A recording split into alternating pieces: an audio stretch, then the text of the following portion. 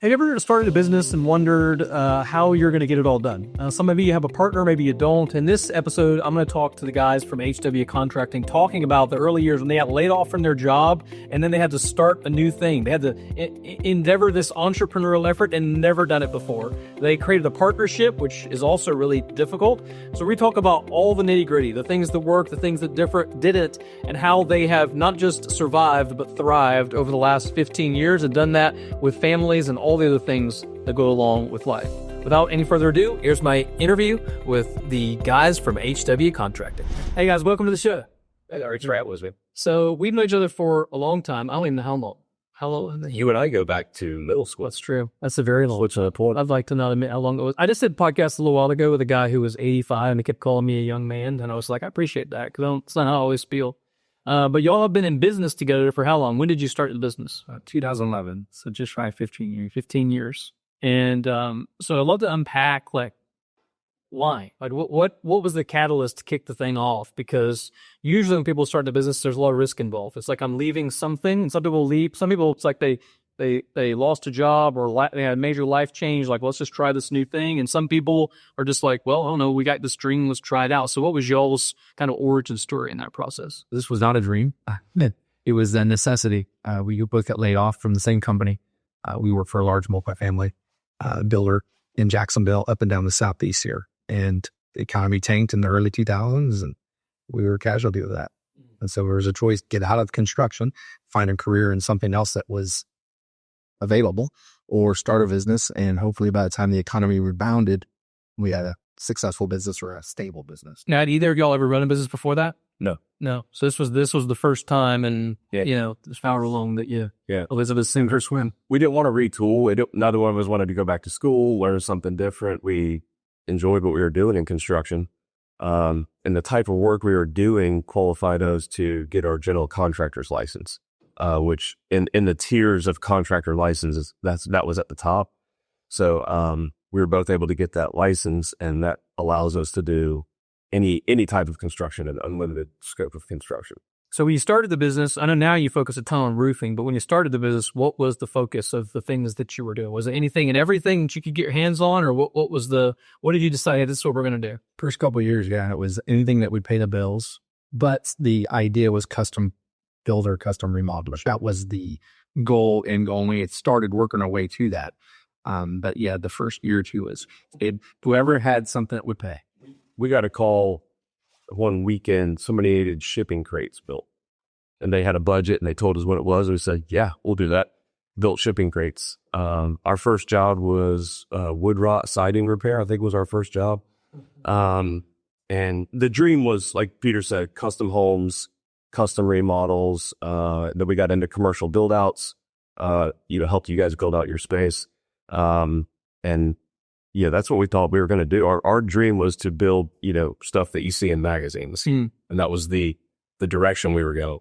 So talk about, those early years, especially people, glamorize entrepreneurship, the business ownership as this, like, you're going to have freedom and you're going to have money and you're going to have purpose. And I find a lot of times you actually end up with none of them in the early years. You don't have any money and you don't have any freedom and you don't really know what your purpose is. No, I'm not going to say there's nothing glamorous about it. It gets better if you stick with it. But in the early years, there was nothing glamorous. I mean, they say blood, sweat, and tears, arguing vehemently we're partners. Yeah. So it's like a marriage, and kind of fleshing things out and stuff like that. Not making enough money. What are we going to do? Arguing about that. It is not pretty. Should you go back and work for somebody else? Yeah, it was a bad decision. Yeah. And at one point we were offered our old jobs back. That company came out of the recession, and they actually came out really well. They're a great company. They did offer the jobs back, and we decided to stick with it, which I think, like, as far as entrepreneurship goes, we can talk more about this if you want to later. Sticking with it is the hard part, but if you stick with it and you do it right, there is more happiness on the other side. Yeah, I mean, that's true for both of our stories. I remember plenty of years where I just thought, I don't know, we're going to make this work. And that was without the stress of a partner But I think partnerships are interesting because, well, Dave Ramsey always says partnerships sink ships, but you all admit it. We're the rare. They just hate it. But at the same time, there is also a little bit of like, I would think, I'm just guessing because I've never had a partner, like a shared burden, where it's like at least you're not the only one who knows what the pain is that you're currently enduring, where nobody else, when you run it solo, nobody else really knows what you're actually going through. I think there's a lot to that.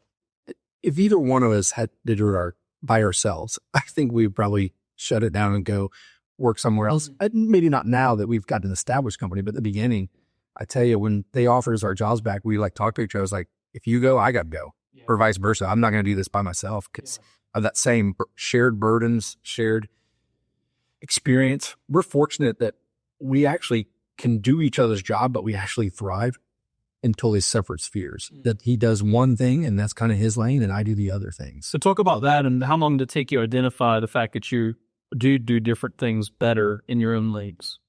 I think early on it was kind of blended. We worked together for 4 years prior to starting our company, so we already knew each other pretty well.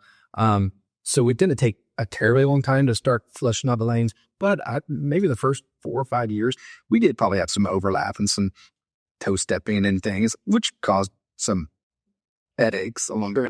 When we switched to just roofing, it got really clarified. I run the field, Peter runs the back office. But to your point earlier about entrepreneurs and maybe it being a little easier if you have a partner, in some ways it is. It's not as lonely. I think entrepreneurship can be very lonely. Sure. When you have a partner, it's not quite as lonely. You have someone that you can go to. And even now, like if I'm having a problem in the field, I call them, hey, here's the problem we're having. It's going to cost us some money. How do you think we should work this out? So there's some benefits to that. Right. Yeah. Because for me, having never had a partner, I mean, arguably my wife is kind of like my partner, but she is certainly in life, but she's not in the business because she doesn't have any context for whatever I tell her, you know what I'm saying? And so, but it was interesting because you kind of compared partnerships to marriage because there's a little bit of that, but then you're also married, not to each other, obviously, but, and so there's all these dynamics going on. There's real marriage at home. There's kids, there's business, there's the stress of actually having to make enough money to, not just pay. Because the other thing is there's two of you, so you got to basically business has got to produce twice as much. Yep. Even in the early days, it's be enough to even just keep your lights on at your own houses. Versus for me, at least, I just had to do my own thing, make enough for one person for a while, and that's good enough. One family. So talk about that dynamic a little bit of like the at-home life and how that overflows with the business life and kind of things that have gone well, maybe even some things that haven't. So for a majority of the time, I have not brought the work stuff home to my wife and like vent to her and stuff like that. I don't know if it's good. I think in a lot of ways it's good. Yeah. I've started to talk to her more recently about things, and I think I probably should have been doing that more along the way. What I didn't want to do is bring the crap home and burden her with that. Yeah. So I internalize a lot of that, and I think maybe there's some pros and some cons with that. I've started to kind of let her in more on those things recently, and now actually our wives are actually employees of the company, so I've got her working on a few projects and stuff like that. So early on, I internalized a lot of it. Maybe shouldn't have, but I didn't want to bring a bunch of work crap home. Well, it's interesting because a lot of people say you shouldn't do that. You shouldn't bring work crap home, basically. And I'm an external processor, so it's very hard for me to hold things in. And if I do, it doesn't last very long and it usually explodes. So Claren generally has like heard all the things all along.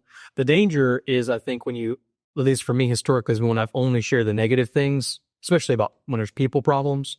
And then she's like, well, I don't know why that person still works here. Like, just fire them. I'm like, babe, it's not that easy. Like, there's a lot of other things involved. She's like, I know, but you're always complaining about them. And I'm like, sheep oriented sheep. Some sheep.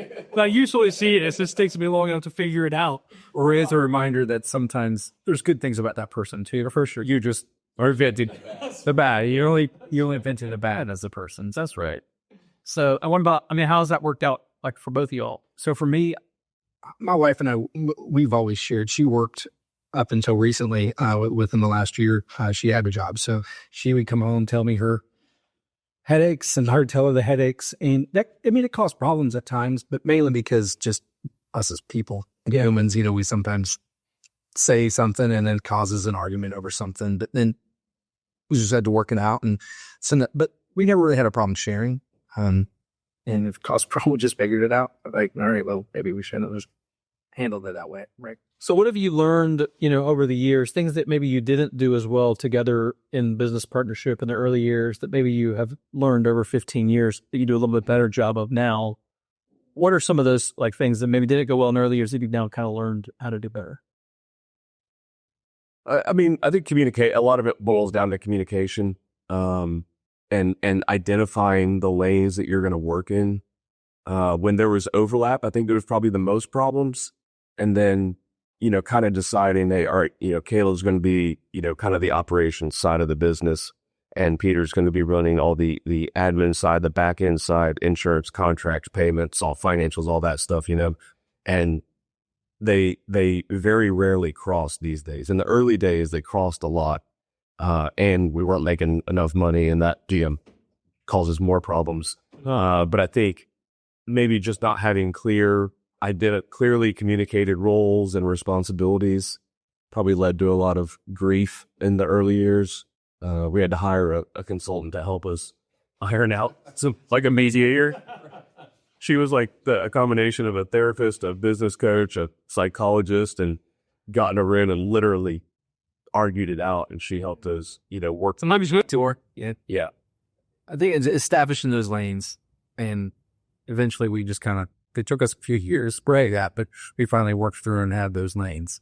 Like I said, we both can step in and help the other one do things when they're traveling or need, but you still have kind of like. Yeah, I would say it's like everything can't be everybody's responsibility, right? And the example, it's even with team members, one of my biggest pet peeves is when people take a task and assign it to multiple people. And I'm like, you can't do that. You can't do that in the same way that you can't say, hey, kids, go unload the dishwasher. And I'm like, who's going to unload the dishwasher when I say that? The answer is no one's going to do it. Why? Because why? But I thought he was going to do it. Well, I thought she was going to do it. Well, but it's her day. Well, I did it yesterday. And arguably, us as adults aren't that much different than kids, like 9 times out of 10. And I don't think we should treat our employees like they're our children. That's not the same thing. But as people, that is kind of the same outcome. And I'm always like, regardless of how high up an organization is, even at a true partnership level, I think knowing like what are my key responsibilities? Like what are the things that if I don't do anything else this week, what are the 3 to 5 things that I have to do to keep this thing going? Yeah, for sure. And I think what I think about is as we grow, as we've gotten bigger, the dollars get bigger, the responsibilities get bigger, and we start doing more projects. Identifying what I don't think we've done a great job of is like identifying a key who's going to run this segment. And that's probably something I think we need to get better at is, all right, this is your responsibility. You're going to run this. And if you need my help, let me know. Right. And whether it's he and I or assigning a team member to do that and then making them responsible for it and then just following up, I think as you get on in business, those roles have to be more and more clear, more and more defined. Yeah. Like you said, if you tell 2 people to go do it, it's probably not going to get done. Well, even like for Chris and I mean, we've been working together for as long as y'all have actually for 15th year, which is crazy. And while we're not technically partners on paper, it still operates a lot like that, And I know for me, like my job in general is care for vision and culture, speak on stages, which includes stuff like this, and keep money in the bank. And if I'm doing those 3 things, then I'm doing my job. And he's got a whole list of a few things: care for clients, care for the team, and go sell new things. If he's doing those 3 things, he's doing his job. That said, either one of us could do the other person's role on any given Sunday if we needed to. And we're happy to, I want him to go have a vacation and be with his family and hang out and not have to worry about answering his emails and phone and vice versa. I want to have that backup because I think a lot of people neglect that in business, especially solopreneurs. They don't have that like backup because I spent, probably a decade, where I had no backup. I had no, while it's true I didn't have anybody to fight with, I also had nobody to like go, hey, can you just handle this while I'll take a break for a minute? Right. I think trust is the other thing. Like we have talked about, like if you don't have trust or if someone has violated the trust, that's where I think partnerships really start to break down. I trust Peter intimately, like our families are friends. Like, I don't have to worry about the financial side of the business because I trust that he's making the right decisions. And even if there was a wrong decision, like, hey, all right, you made it. Let's talk about how we're going to do something different next time. Same thing with the field.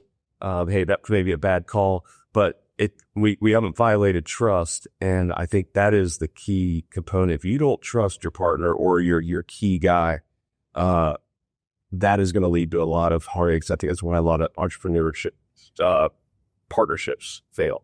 I mean, we both know the other one's going to do what is right and what's best, not only for the customer, for the company. Sure. Because we follow, we have an ethos, we have a moral guide, and we're both Christians and we both are very strong. And we're like, what's the right thing to do? Right. Whether it's going to cost us a lot of money or not, what's the right thing to do? And that's what we try to make all of our decisions on is, at the end of the day, we do the right thing.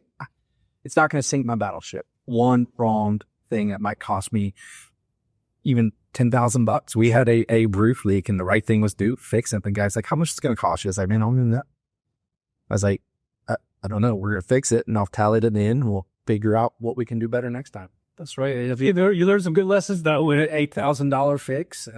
We went the red on that job, but that was 7 years ago. And here we are still 3 times the size of the company. So we do the right thing, and that's how we make our decisions. You generally can't be wrong if you're doing the right thing for the customer. Yeah. We could talk about maybe there was multiple right ways to handle it, and maybe we would prefer if you done a different way, but you can't fall. I tell my team the same thing. If you can't get a hold of me, if I'm in a meeting, I'm in a podcast, phone's off. Sure. At your default is just do the best thing for the customer, and I can't be mad at you. Right. Maybe I would have gone. Well, about desensitization. Just like I can't be. Now we can maybe talk about a different way we could have done it. Maybe that would have cost us less money or something like that. But I'll never fault you for doing what you thought was best for the customer. Well, I always say too, I believe that a part of a leader's responsibility of a team is to create a space where people have the opportunity to fail, just not fail catastrophically. I don't want them to destroy themselves. I don't want them to destroy the business.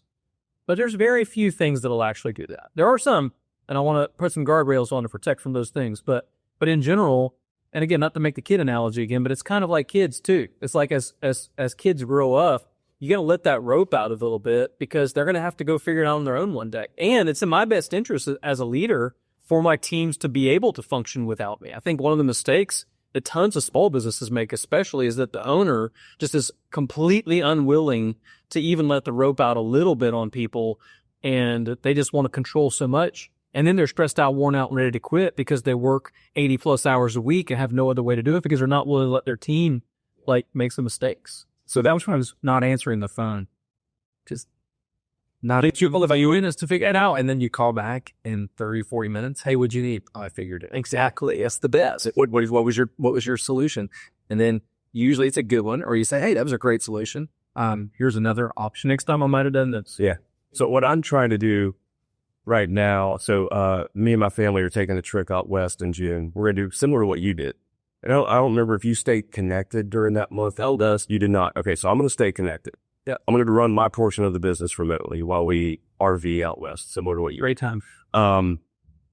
What I'm trying to teach the team that kind of works directly under me is my thought process, how I process problems. Really, what our job in construction, everything's a fire, and our job is problem solving every day. For sure. Every day of the week, we're problem solving. So I'm trying to teach them not the what, I'm trying to teach them the why I think through things the way that I do, so that they can learn my thought process. And if they understand my thought process, hopefully they end up with where I would have ended up. So I'm not teaching the what as much as I'm teaching here's the why I came to this decision. And I'm actually, when they call me with a problem, instead of me solving the problem right now, I'm saying, okay, I know the answer to this. What is your answer? 100%. Walk me through what is your answer. And when that doesn't work, what's your next thing? And make them walk through that. That's what I'm trying to do now. Instead of solving every problem, because if they know you'll solve every problem, they'll just call you every time. Absolutely. Yeah, but I think that's a great example is the best thing to ask somebody when they bring you a problem is, what are you going to do about that? And what's your solution? What do you think we should do? And I always tell people too, one of the things I've learned is my instinct in the early years would be like, don't do that, do this instead. And now sometimes I actually, if I think I have a better idea, but their idea is not a horrible one, I would almost rather them do their idea. And I'm like, let's just see what happens. Because number one, it might actually be better than my idea. Number one. Number two, it's like if I'm constantly having to correct them, they might not want to bring me a suggestion. And I would rather, so I tell people all the time, like, number one, don't bring me a problem without a potential solution. And number two, I've heard of the analogy is like, when somebody brings a monkey into your office, they take it back out with them. The monkey's the problem. So like, don't leave your monkey in my office. They'll put a hand grenade in and shut the door. Yeah, no, you're going to take it back with you, and you're going to be responsible enough to actually, help solve it. And that's not selfish. That's actually for their good and for the company's good as a whole, not just for me, because they then become more valuable, not just for the company, but for themselves. And so I have the opportunity to pay them more because they're going to take on more, which means the company could take on more. Yeah, there's enough around that as well through that process. I've had a few instances where I ask them, hey, what's your plan? How would you solve this? And they come up with an idea that I hadn't thought of that was actually better than my idea. 100%. That's when I'm like, okay, we're winning now. You're bringing me ideas that I hadn't thought of. So thank you. Keep doing that. Yeah, I mean, when you get the right people in the right seats, that's what they do. There's plenty of people on our team now that are so elite compared to, even me in the early days, like Natalie, who helps run your accounts. Like, she's freaking sharp, that girl is so smart. I don't want to denigrate anybody else in the office, including myself, but she's probably the smartest one in the office. Like, her brain just works really good, and she's able to come up with ideas, and she'll bring stuff to the table, and I'll be like, oh, I've not even thought of that. Like, that's a whole different level of where we're going. And then you start to see how companies really scale beyond the founder. In fact, a lot of companies don't see their most exponential growth until the original founders replaced. I think about this with Bozard Ford, for example. Bozard and Lenny are good friends of ours, clients, and Bo's grandfather started Bozard Ford. I think his grandfather, yeah. The original location was right there in St. Augustine, off the main drag there, right, that small. Oh yeah, but if you look at the transition, even from Bo's dad to him and Letty have exponentially grown it to a different level. It's incredible. From wherever it was largest in the country. Yeah, it's crazy.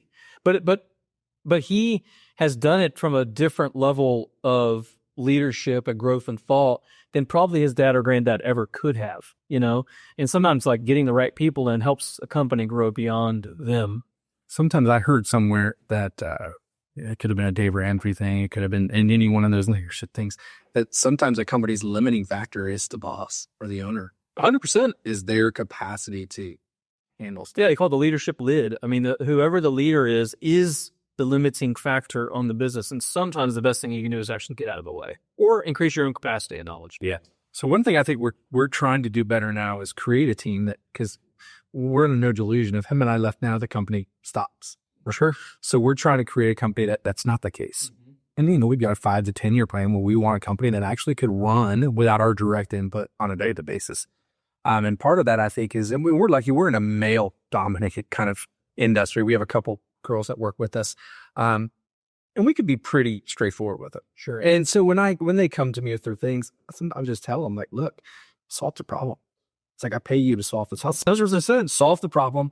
And as long as you don't do these things, I'll probably live with it. We'll go over it. We'll see if there was a better solution, but just solve it. Yeah. That's what I need you to do.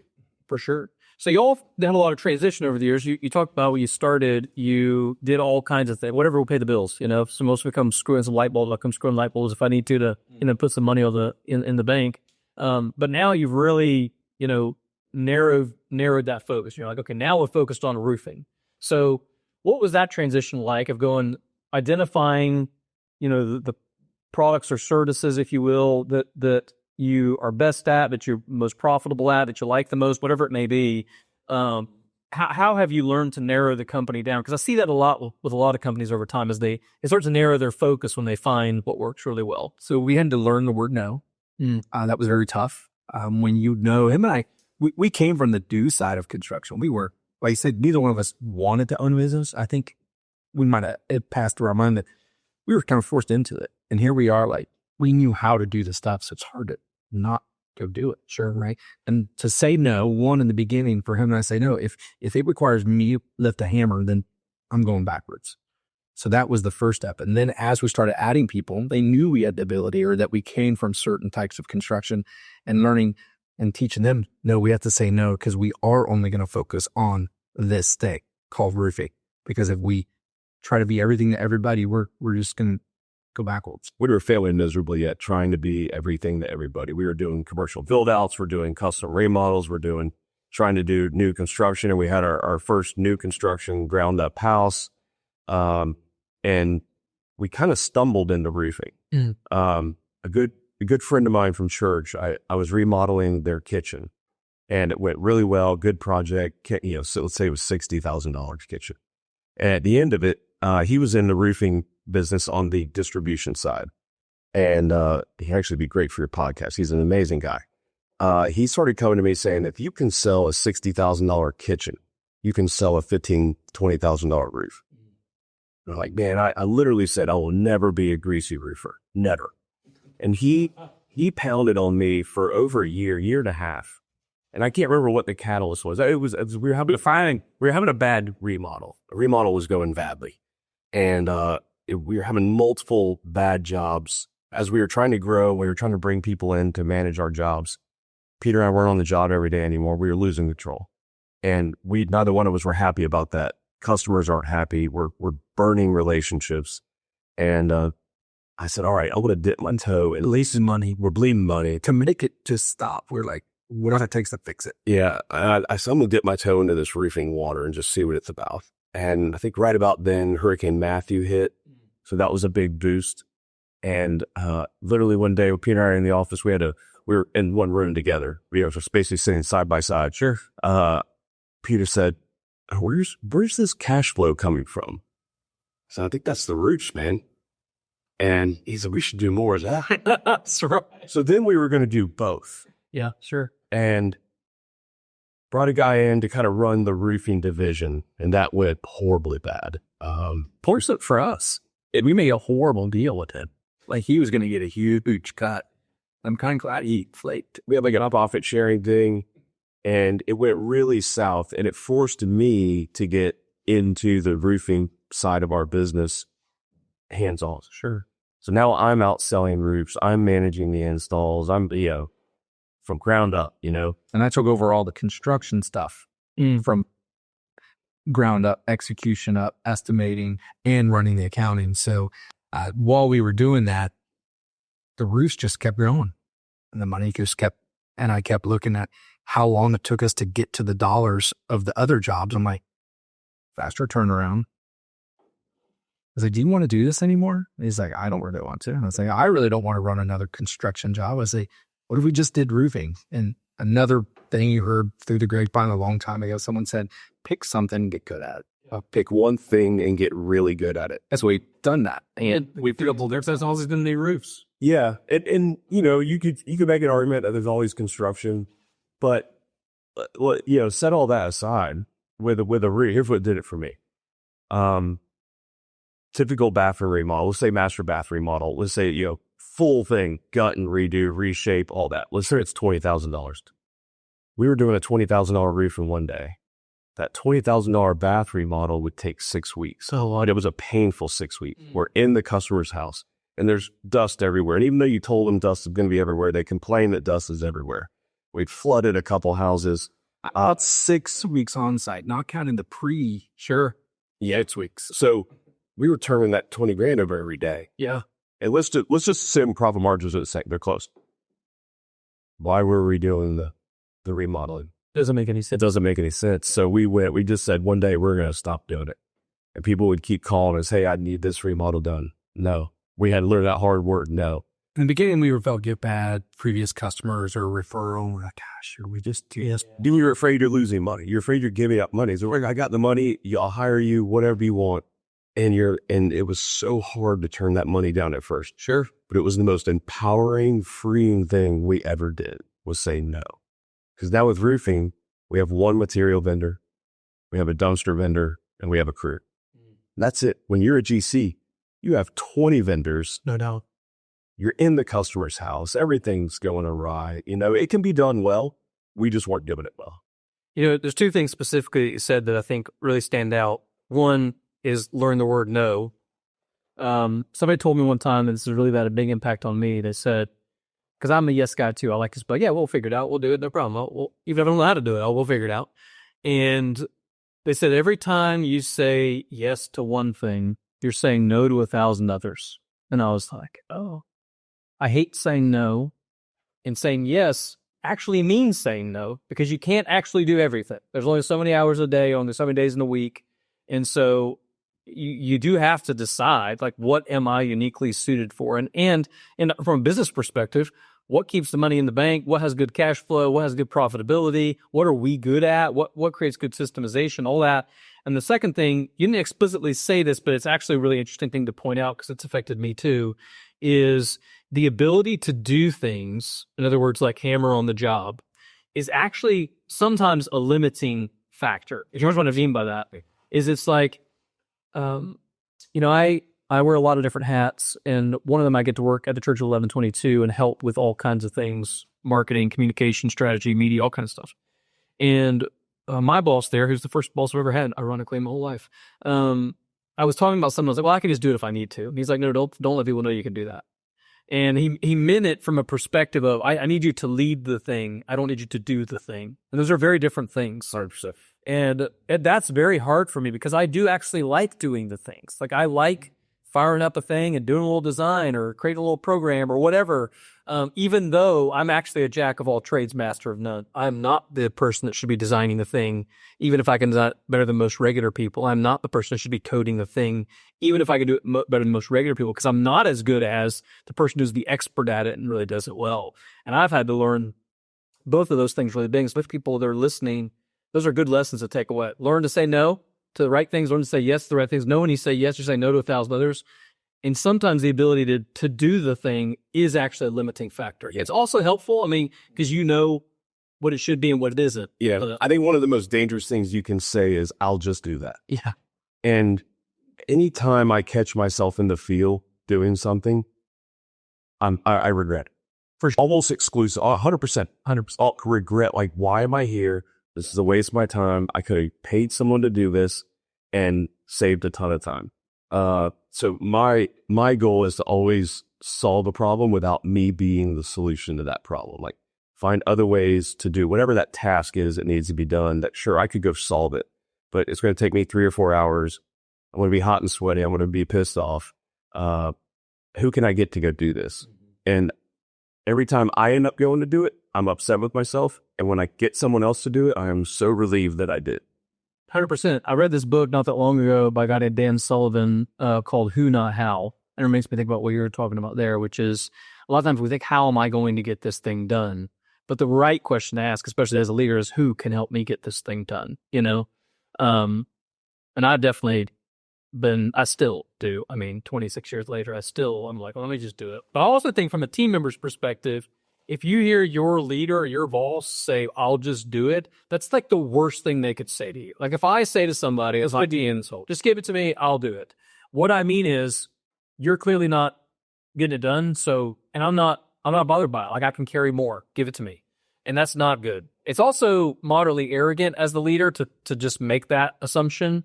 And it's better to just let people do their jobs. I read this other book. I forgot what it was called, but one thing that stood out to me, they were really talking about kids, but I think it relates to team members too. And they said one of the worst things you can do for a child, but also for a team member, is to take their task. In other words, like, if it's something that they should do, you should let them do it. And I think that's true for team members as much as it is kids, which is let them do it. You know, it might be a little slower. It might not be exactly what you'd hoped for, but that the only way they can learn, which is the only way they can get better, which is the only way the company can get better. Yeah. More reps. For sure. Keep doing. I told a guy on the way here, one of our sales guys, yes, quote it. It's more reps. The more reps you do, the easier this is going to get. So reps, struggle your way through it, and each time it will get better. For sure. So in the last few years now, I mean, 15 years in is a long time. Basically, generally, if you can make it 15 years, you can make it as many years as you want. That's kind of how the math works. But what's next? What do you hope for in the business that maybe isn't there yet that you're working towards? Like, what is the thing now that you're working towards that you kind of hope for the future? I think for me, and I think for KO too, our conversations, that company that can run itself without my hour by hour direct input all day, 40 hours a week. I think I heard it for you. I want to get to a point where I want to be 20% in the business and then take 80% and be working on other special projects like working for the church or going on mission trips or doing some other impactful things, like getting more involved with the Builders Care Association that I'm on the board of. And he's the president of the NRFSA up here in the Northeast Florida area, being more involved in some of those things that I think could just be more or help be fulfilling. Yeah, and having a real reach, grow the business, not be as critical to the day-to-day grind, empowering other people to do the things that we do on a day-to-day basis. I think that's the next step for growth. I think right now we are probably the limiting factor for sure. And we have to get comfortable getting out of that. And it'll probably mean hiring someone in. So then that creates a financial thing, sure, that we got to work through. So we haven't we want to grow every year. We're not really good at sitting down and defining what that number is, but year over year we've grown. That's how I feel it. So there's a big thing right now with private equity coming in and buying home services companies, including roofing companies. It's slowed down a little bit, and we're not big enough to be attractive to a company like that, and it's really not our goal. Sure. But I do look through the lens of being sellable, and here's why. To be sellable, somebody has to be able to buy the business and the business basically run, right? So you need systems and you need management and stuff. If Peter and I are the business, it's not sellable. That's right. And right now, Peter and I are the business. Yes. So nobody could come in and buy HW and run it. They'd have to jump in and do exactly what we do, Sure. Which a lot of time we're in the day-to-day grind. So what I'm wanting to do is not because we want to sell, but just because if we are sellable, then we've solved a lot of these other problems, right? And then options. He and I have options, and we have a little bit more freedom. So that's where we're headed. Yeah, I think it's probably about the same time as far as years in business. I started thinking to myself, I was actually at an event, and somebody asked me, the big question is what happens if you get hit by a bus? And I'm like, well, that's kind of a dark thing. And I just kept saying it. People are like, could you stop talking about dying all the time? And I'm like, I know, but I want this place to be a place where other people have the opportunity to grow and thrive. And if I were to walk on the street hit by a bus, not that there's that many buses going by, but you get the idea. What happens? Does the business last a week, 6 weeks, 6 months, 6 years, 60 years? What needs to be true in order for it to last 60 years, or indefinitely? So the school bus test, I can't remember which author came up with that. It was Simon Sinek said it to me, yeah. I think I've heard the same thing. So I get nervous if he and I are in the truck together, we're going to an event together or something we're on an airplane going to San Diego for an Owens morning. Is there man, if we both go down. So really, We've been life insurance, that's all. right, our wives are taking. Guess what? The team are figured out. But the team calls part. So now, what is a major burden on me, and in a positive and a negative way, is we have this whole team around us now. We're up to 20 employees, roughly 20. Yeah. 19, something like that. Take the four, our wives out, take 4 out. So we're, roughly 17. Sure. Lives that depend, and those families, And their families now depend on us every day. And that's a tremendous burden. And if something were to happen to us, the company, will fulfill. Yeah, I'm sure they could cobble along, or another roofer would come in and take our contracts or whatever. I don't know, but everybody's gone. Nobody has a place to work. Exactly. And that's the heart behind solving the problem. So I read a book, and I mentioned a lot of books, but when I say read a book, I never read a book. I listened to it, but I listened to a book called Clockwork by a guy named Mike Michalowicz. And it was actually before I took this RB trip back in 2020 that you were talking about earlier. And he talks about the idea of building the business in a way where you can take 30 days off.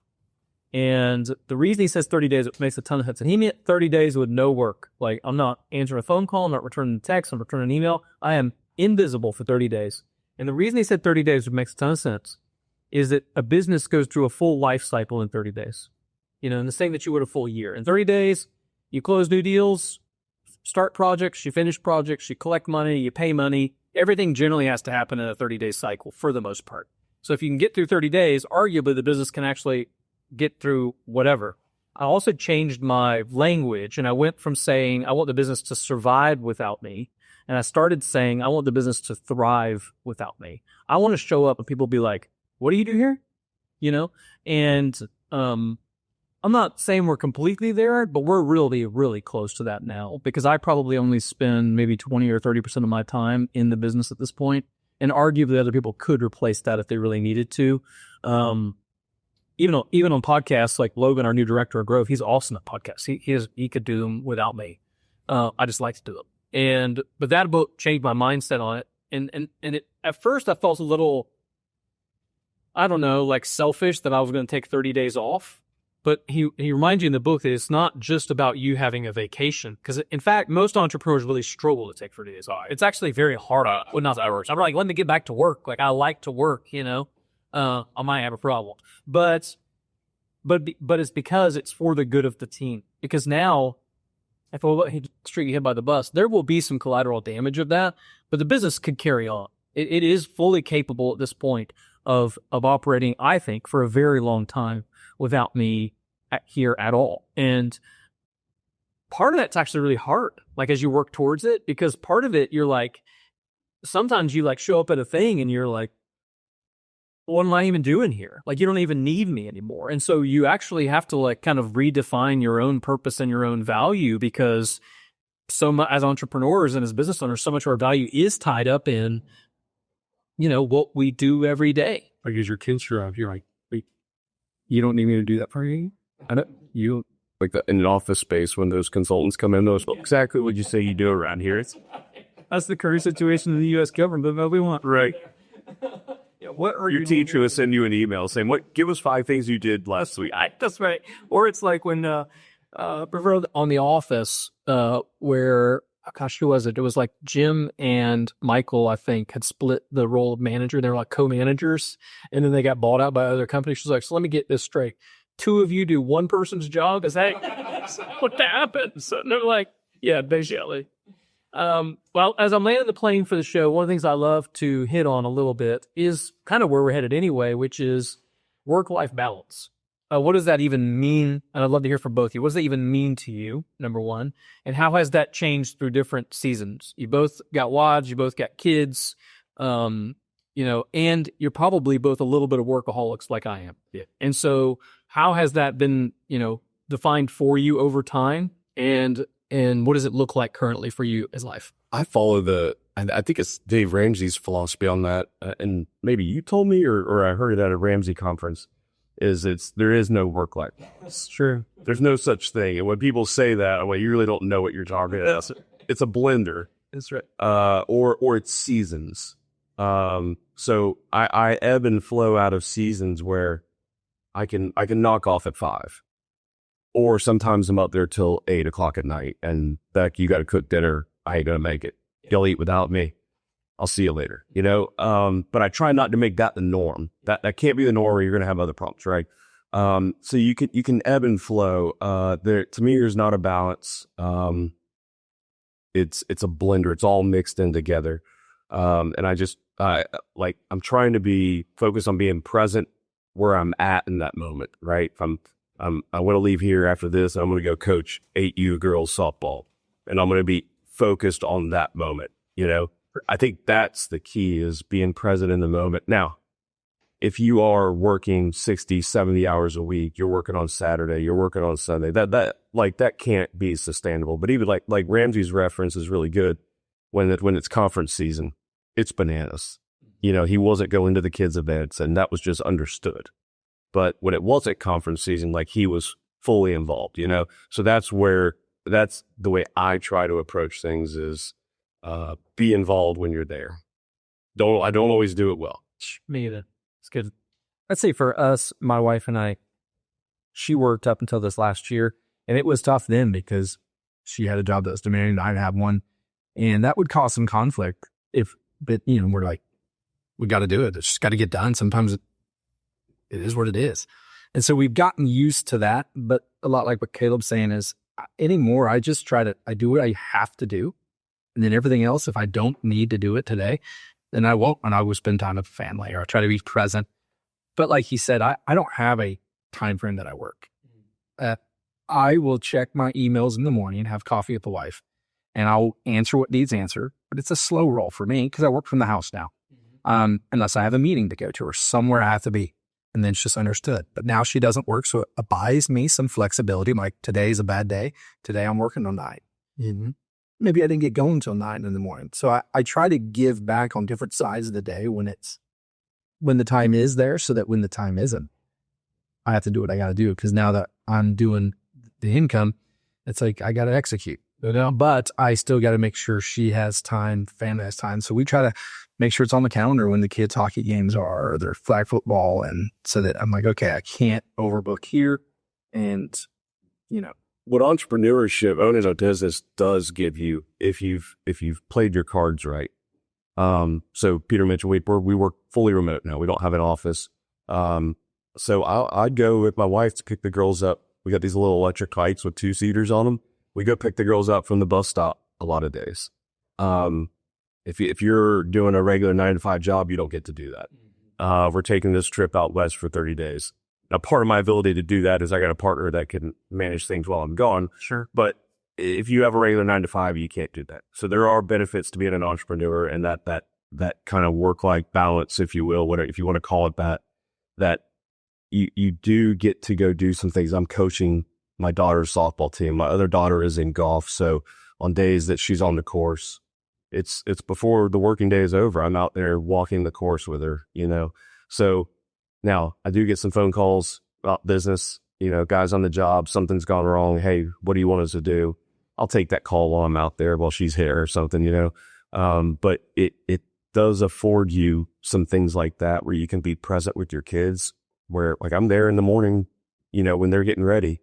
Not a lot of dads get to do that. They're out by 7 a.m. or something, So I work out early. I'm in gym at 6, home by 7:15, and drinking coffee and making sure they're getting ready and, dealing with so they're coming up on 11 and 8. You remember those years where it's like a madhouse in the morning, like somebody's crying, somebody's hair's all over the place. They can't find their shoes. Nothing matches. You have holes in your jeans. Like, what are you doing with holes in your jeans? But it's fun to be able to experience that and be present for your kids. And we're both getting to experience that. And I think that's one of the advantages of entrepreneurship. If you do it right and you be present when you need to be present.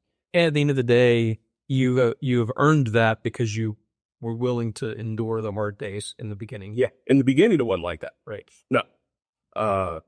We're on the other side of it. That's right. In some ways. So that's why I think that's why I love doing this show and having these conversations, because I think a lot of times, especially on the internet, all people show is the glamour of the other side. Yeah. After you've already endured the valleys, and not that there's not more valleys ahead, because there's always if you're on the mountaintop, there's always a valley somewhere. But at the same time, I think people, they over glamorize the reality of it, and it's like, gosh, almost nothing good doesn't come with some hard work. Yeah. You can't be watching what you see on Instagram and all that stuff. That is not real business. Like get in some relationships with some business owners that are in your field locally and talk to them. And you're going to realize real quick that they are all having the exact same problems you have. And you talk to them, okay, how do you deal with that? Because I'm in that right now. What do you do to help that customer or something like that? And it gives you ideas. It also gives you some insight into what your competition's doing. So I got a few guys that are roofers that I'm also friends with, and they've been really open with me because they've been doing it for longer about how they handle things and stuff. So talking to those guys and having someone that you can talk to like that is super helpful as well. Yeah, getting people, getting in community like that is just huge. Yeah, I was going to say part of what I do, like I've had some guys ask me, so but you go, you might leave in the afternoon, go shoot for a little bit or something. But yeah, but I'll also be here till 9 o'clock at night if something needs done. Like you will be paid on a payroll. Payroll will get done. That's right. You've never missed a check. Right. And some nights, if you were to actually clock in and see when I timestamp some emails through, so I give it back when it has to come back. And there's just when shit needs done, you gotta get it done. I had a guy one time say to me, he said, it was on my team many years ago. He's like, my wife doesn't even know what you do. And I was like, for one, that's a real chicken thing to say. Why don't you just say that you don't know what I do? And number two, what I do is make sure you have a paycheck in the bank account every Friday. That's what I do. We've had 2 employees that are now former employees say that they bought our trucks. And like they, so Peter and I, we started this business with our personal trucks, right? Beat the crap out of the shirt. 300,000 miles, wore them out. They weren't company trucks. We didn't get money back. That's right. So we're both with over 300,000 miles on our trucks. We go buy new trucks, right? Well, the company's doing better. We can afford it. Sure. So we're going to Bozar Ford, actually. Yeah. And you buy new trucks. And then, you hear an employee say, all my sales bought that truck for you. Well, that didn't last long.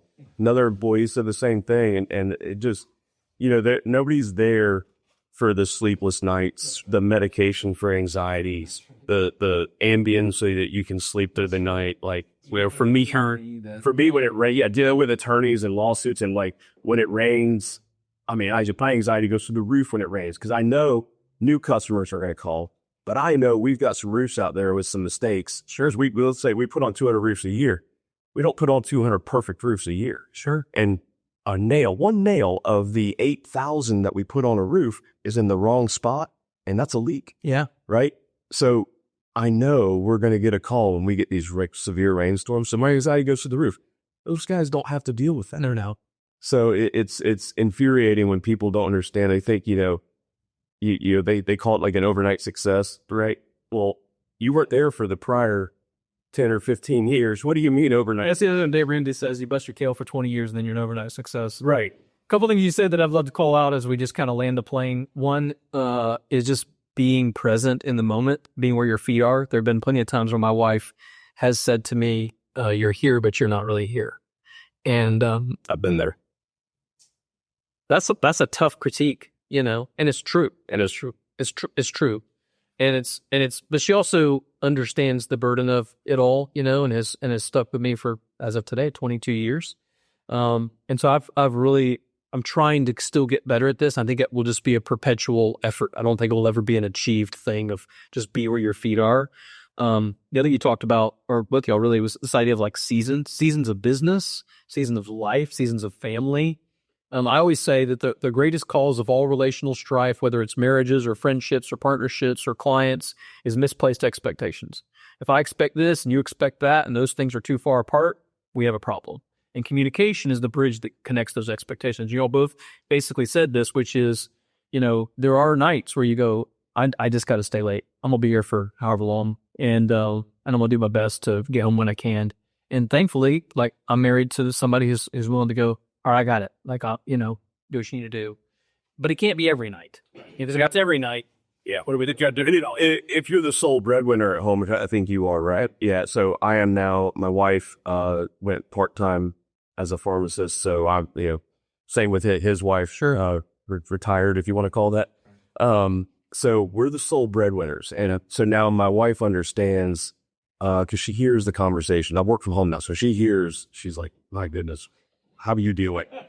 So, like, when you're the sole breadwinner, sometimes you do have to step out of a family thing. Like, I got to deal with this right now because there's a lot of money on the line if I don't. This could go horribly awry if I don't deal with this right now. So again, time and a place. And hopefully if you're communicating with your wife, well, she understands that. And if you're not abusing it, because you can't abuse it, and everything you have to step out for, that's not good either. But, no doubt. It's a blender. There's not a lot of that. It needs a little bit more spinach and maybe a little bit more ice cream. I've been on vacations where Caleb's called me and said, we got to pull the plug on a guy. And I had to, I got to pull off what we're doing and log in and pull the plug. No doubt. Lock him out of all the things. Well, I said we were going to go 20 or 30 minutes, and we're well over that time. That's usually the sign of a good podcast and a good conversation. I can talk to you guys all day. It's been awesome to watch you grow and scale and learn and improve over time and struggle through hard days and get better and better and better. And so I'm proud to know you and be a friend, and thankful to have you as a client and get to work together. We don't get directly to work together as much anymore, but it's been really cool. So thanks for being on the show. Yeah, we appreciate the partnership with you guys. Thanks for being here. Yeah, thank you.